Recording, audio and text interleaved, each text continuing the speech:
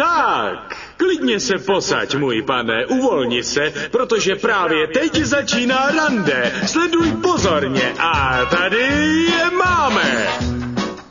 Dívka číslo 1 je odmala psychicky zneužívána. Má ráda kung pao a bublinkovou koupel. Mimo jiné ráda vaří a uklízí po svých 2 nevlastních sestrách. Přivítejte Popelku! Dívka číslo 2 pochází z kouzelné země a i když žije se 7 muži, není to lehká děva. Polípí na její chladné rty a hned uvidíš, jak ožije. Prosím potlesk pro Sněhurku. To nejlepší nakonec, dívka číslo 3, rusovláska ze zámku, který obtéká žhavá láva, ale zachovej chladnou hlavu. Má ráda koktejl piña colada s kapkami deště míchaný. Stačí vysvobodit. Princezna Fiona!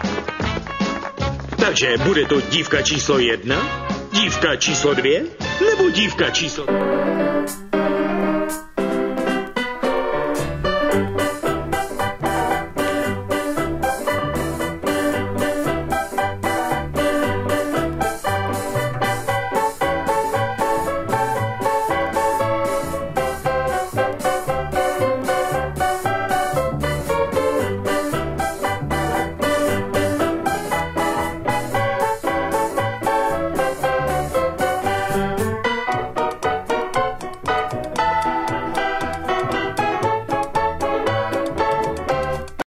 Ty jsi jiná. Ošklivá, já vím.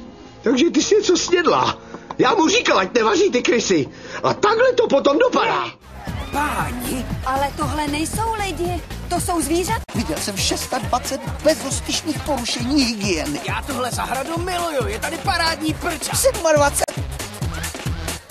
Žena fyzicky fit, fyzikálně fit, psychicky a komicky.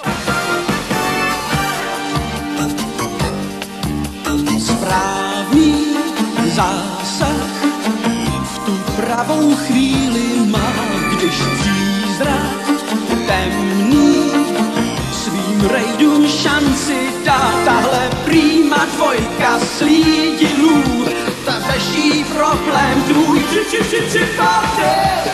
Zákon hájí.